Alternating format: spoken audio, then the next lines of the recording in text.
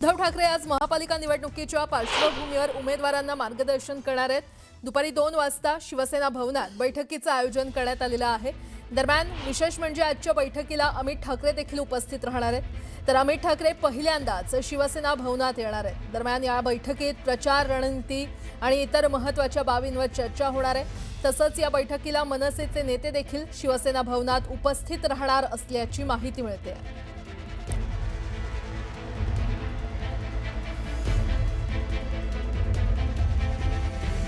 उमेदवारीच्या मुद्द्यावरून मुंबईमध्ये शिवसेना उबाठा पक्षातील खदखद समोर आली आहे। चांदिवलीत शिवसेना उबाठा पक्षाच्या 3 शाखा प्रमुखांनी राजीनामे दिलेत। निष्ठावंतांना डावलून बाहेरील आयात उमेदवारांना उमेदवारी दिल्याचा आरोप करत हे राजीनामे देण्यात आलेले आहेत। प्रभाग क्रमांक 161, 159 आणि 157 इथल्या शाखा प्रमुखांनी राजीनामे दिलेत। हे राजीनामे देताना त्यांनी विभाग प्रमुख सोमनाथ सांगळेंवर गंभीर आरोप केलाय। प्रभाग क्रमांक 161 मध्ये मराठी बहुल विभागात गेल्या वेळी एमआयएम मधून निवडणूक लढवलेला मुस्लिम उमेदवार देण्यात आल्याचा आरोप त्यांनी केला।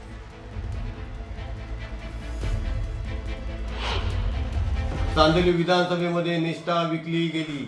मीही पक्षाचा उमेदवारी अर्ज भरला होता, पण स्थानिक विभाग प्रमुख सोमनाथ सांगळे यांनी जो साधा शिवसैनिकी नाही अशा बाहेरून आयात केलेल्या एमआयएम पक्षाच्या उमेदवाराला, मुस्लिम उमेदवाराला उमेदवारी दिली।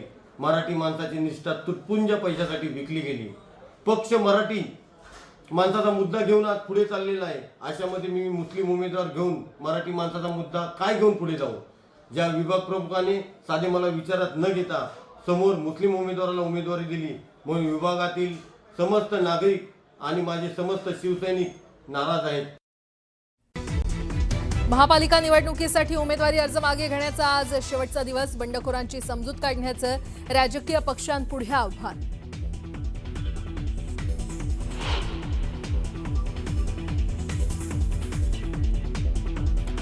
मुंबईत शिवसेनेच्या 35 पदाधिकाऱ्यांनी अपक्ष उमेदवारी अर्ज भरल्याची सूत्रांची माहिती। नाराज अपक्ष बंडखोर उमेदवारांची समजूत काढण्याचा पक्षातील वरिष्ठ नेत्यांचा प्रयत्न।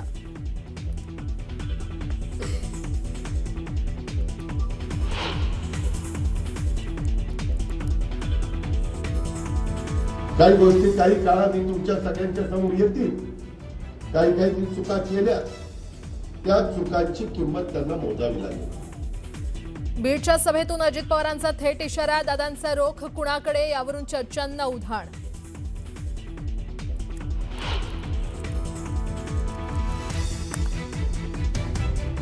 महापालिकेच्या मतदानाआधीच महायुतीनं खातं उघडलं। केडीएमसी, जळगाव, धुळे, पनवेल आणि अहिल्यानगरमध्ये शिवसेना भाजपचे 15हून अधिक उमेदवार बिनविरोध।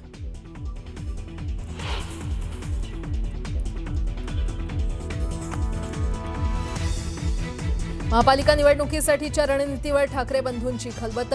शिवतीर्थावर उद्धव ठाकरे आणि राज ठाकरेंमध्ये चर्चा।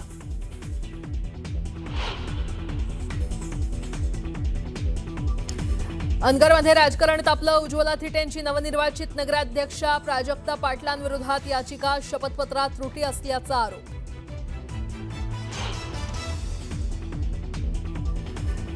साताऱ्यात भरला सारस्वतांचा मेळा। 99व्या अखिल भारतीय मराठी साहित्य संमेलनाच्या निमित्तानं निघाली ग्रंथदिंडी।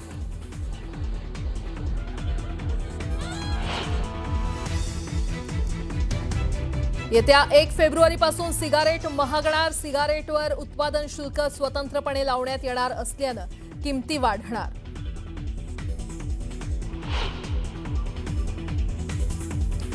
भारतीय रेल्वेच्या यूटीएस ॲपमधून आता ट्रेन पास बुकिंग बंद। प्रवाशांनी पास बुकिंगसाठी यापुढे रेल1 ॲप वापर करण्याचं आवाहन।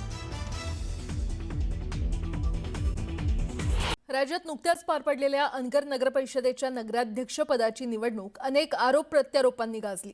या निवडणुकीच्या निकालानंतर इथला वाद थांबलेला नाहीये। अनगरमध्ये राष्ट्रवादी काँग्रेस पार्टी नगराध्यक्षपदाच्या उमेदवार उज्ज्वला थिटे यांनी प्राजक्ता पाटील यांच्या नगराध्यक्षपदाच्या निवडीविरोधात पुन्हा याचिका दाखल केली आहे। अनगरच्या नगराध्यक्ष प्राजक्ता अजिंक्य राणा पाटील यांनी नगरपंचायत निवडणुकीमध्ये दाखल केलेल्या शपथपत्रात अनेक त्रुटी असल्याचा आरोप राष्ट्रवादी काँग्रेसकडून करण्यात आलाय। अनगर नगरपंचायत निवडणूक रद्द करण्याची मागणी राष्ट्रवादी काँग्रेसनं केली आहे। त्यांनी प्रतिज्ञापत्रावरच खोटी माहिती दिलेली आहे की त्यांचे काय प्रॉपर्टी, पतींचे जे प्रॉपर्टीज होत्या त्या प्रॉपर्टीज टाकलेल्या नाहीयेत, शेअर्स टाकलेले नाहीयेत, पॉलिसी आहे, इतर काही गुंतवणूक आहेत, हजारो कोटींची प्रॉपर्टी असलेली आहे, तरी पण त्यांनी 0-0 दाखवलेलं आहे, नील दाखवलेलं आहे. आणि नाव पण त्यांचं, मिस्टरांचं नाव, अजिंक्य राणाचं नाव टाकताना पण त्यांनी नील म्हणून टाकलेलं आहे.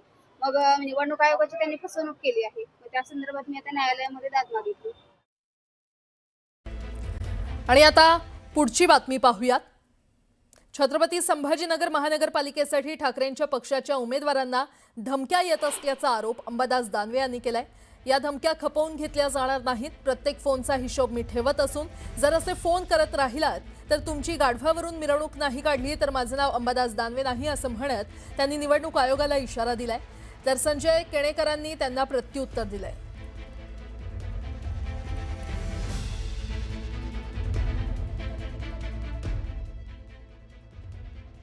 सत्ताधारी पक्षाचे मंत्री शिवसैनिकांना जे उद्धवजी बाळासाहेब ठाकरे पक्षावरून उभे आहेत त्यांना दम देण्याचा प्रयत्न करतायत, धमक्या देण्याचा प्रयत्न करतात आणि काही अधिकारी सुद्धा उमेदवारांना फोन करतात. मी एवढाच इशारा देतो की घोडा मैदान जवळ आहे, एकेकाचा हिशोब ठेवला जाईल.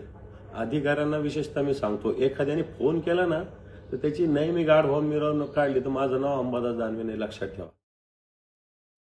अंबादास दानवेंनी जेवढे उभे केले ना तेवढे निवडून आणावे. आमच्यात वाद लावण्याचा काही प्रयत्न करू नये. यांच्या अशा बोलण्यानं आमचे काही वाद लागतील आणि आम्ही आचारसंहिता उल्लंघन करून आम्ही काही एकमेकांच्या विरोधात बोलू, ही एवढी काही आमची आमची प्रगल्भता आहे, समजदारी आहे. मुंबई महापालिका निवडणुकीच्या पार्श्वभूमीवर महाराष्ट्र नवनिर्माण सेनेचे अध्यक्ष राज ठाकरे यांनी पक्षाच्या उमेदवारांना आणि कार्यकर्त्यांना खास कानमंत्र दिलाय. राज ठाकरे यांचं निवासस्थान असलेल्या शिवतीर्थ इथे मनसेच्या सगळ्या उमेदवारांनी राज ठाकरे यांची भेट घेतली. राज ठाकरे यांनी उमेदवारांसोबत संवाद साधला आणि यावेळी त्यांनी एकजूट ठेवण्याची सूचना करताना निवडणुकीआधी कानमंत्र देखील दिला. दरम्यान राज ठाकरेंनी उमेदवारांना नेमका काय कानमंत्र दिलाय आपण ते ग्राफिक्सच्या माध्यमातून पाहूया. पैशाच्या आमिषाला बळी पडू नका. आपल्याला मुंबई वाचवायची आहे.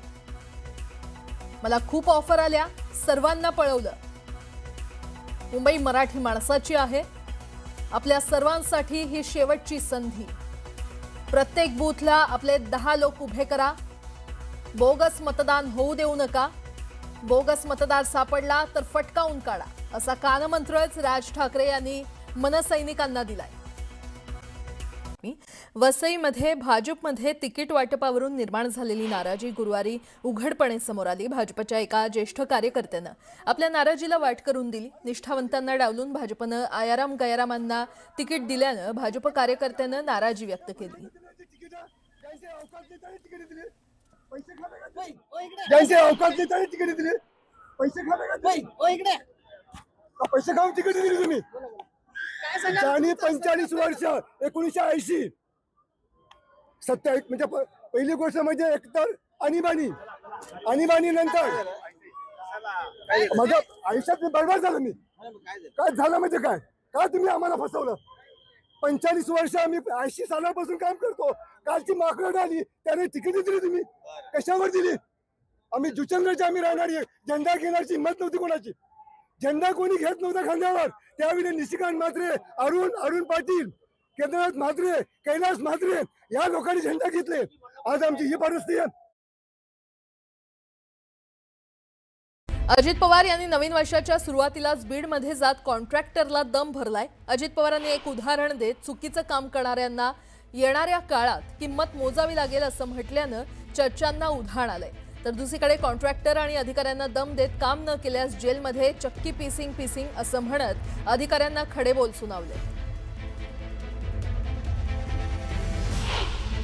जे चांगलं काम करतील त्याच्या पाठीवर शाबासकीची थाप टाकली पाहिजे, कौतुक केलं पाहिजे. पण जे चुकीचं काम करतील त्याला धडा शिकवला पाहिजे.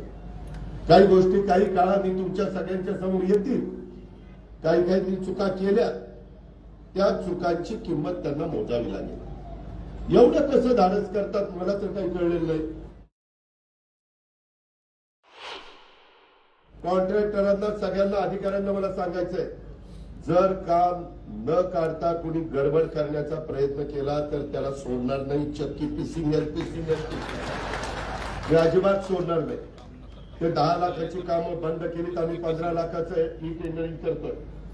का तर बाबा जनतेचा पैसा लोकांना दिसलं पाहिजे. नुसतं आम्ही घसे कोरडे करायचे, भाषण करायचे, कशाला ये रे माझ्या मागलं, तसं नाही चालणार. ही कामं माझ्या 6 विधानसभा मतदारसंघात आमच्या जिल्ह्यात दर्जेदार झाली पाहिजे.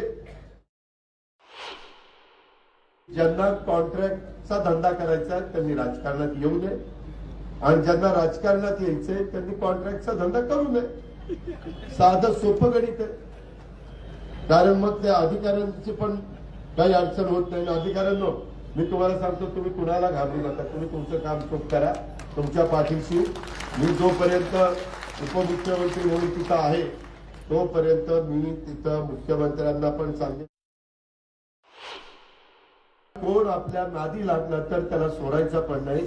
तो नियमाने वागत नसेल, तो संविधान मानत नसेल, तो कायदा मानत नसेल, तो नियम मानत नसेल, तो घटनेचे शिल्पकार डॉक्टर बाबासाहेब आंबेडकरांनी दिलेली घटनाच तो मान्य करत नसेल, हम करे सो कायदा असं जर कोणी काही करत असेल तर त्याला कायद्याचा बडगा दाखवायचा.